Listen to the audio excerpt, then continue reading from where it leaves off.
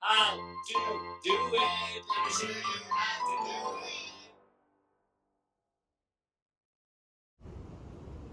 Hi guys, so this is my Ford F-150 and this weekend what I'm doing is fixing a leak on my radiator. So one of the issues that I was running into is I noticed that there was a little bit of coolant leak that was coming from the bottom. So I got under the truck for something completely different and I noticed the leak. So let me show you guys. So it's a very common leak on these things, and right around that, right around here, that was leaking right there. And I'll show you exactly what needs to be done for you to fix that leak. So let's go up front. Okay, so the very first thing you need to do is remove this air compartment, which is nothing but just two clips. This one, and there's another one over there that goes on top of this guy right there. That's your throttle body. So I just loosened up the two clips and moved this out of the way. And you see this T connector? And this is a very common problem. Now, there are a lot of videos out there where people replace this whole thing. Guys, there's no need to replace this whole thing. Trust me, there's no need to, unless this crack and stuff like that, or unless you're getting a leak from the crack. My leak is coming right from the connector to this guy right there.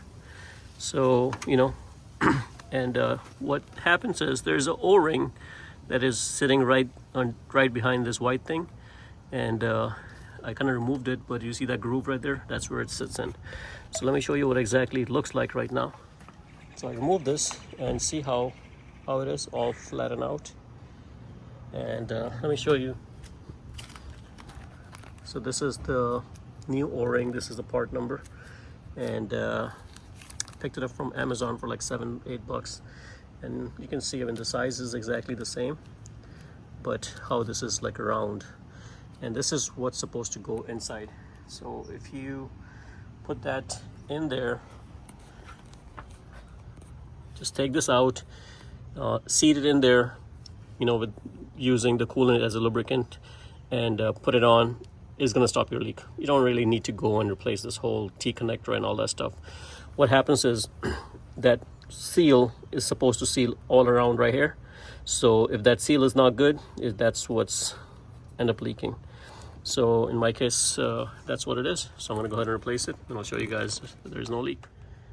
Okay, so I replaced the O-ring and I put everything back on. I'm not going to show you exactly how to take it out and stuff. I'm pretty sure if you're looking at this, there are plenty of videos that shows you how to take out the whole thing, but it's honestly it's very simple. This was the lug nut I was talking about, the clamp.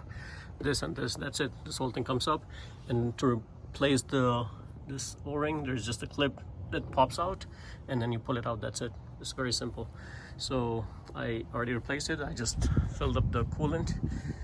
One advice: don't turn on the truck, let it settle down. So as you can see, the coolant the bubbles are coming out. That means the air is escaping.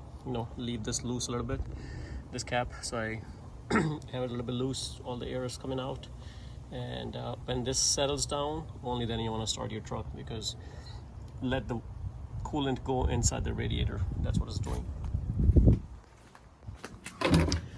This is the type of coolant that I'm using. You can buy it for like $20 from the dealership. This is a concentrated. Highly recommend get the concentrated, and get the distilled water and just mix it. So, 1 gallon of this, 1 gallon of this, that is a perfect mixture. And mine only took like 2 gallons right now. So we'll see. I still have a little bit left.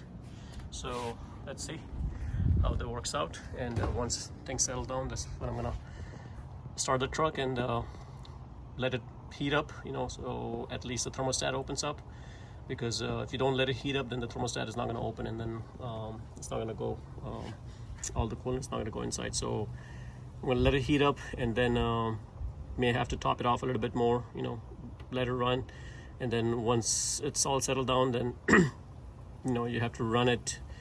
You have to give gas, to like 3,500 RPM. Just run the engine to like 3,500 RPM. You don't have to drive it, just rev it, to 3,500 RPM, and that will also make sure everything is nice and settled. So that's pretty much it. You know, before I had the orange coolant in there, and this is their new revision of yellow coolant. So that's it pretty much, guys. And you know, once I'm done with the whole process, then I'll come back and show you if there is any leak or not. Okay, all done, and I don't see any leak. System is nice and filled with coolant. And this little thing, you know, $7 part, you don't need to waste a lot of money to just replace that entire T connector and all that stuff.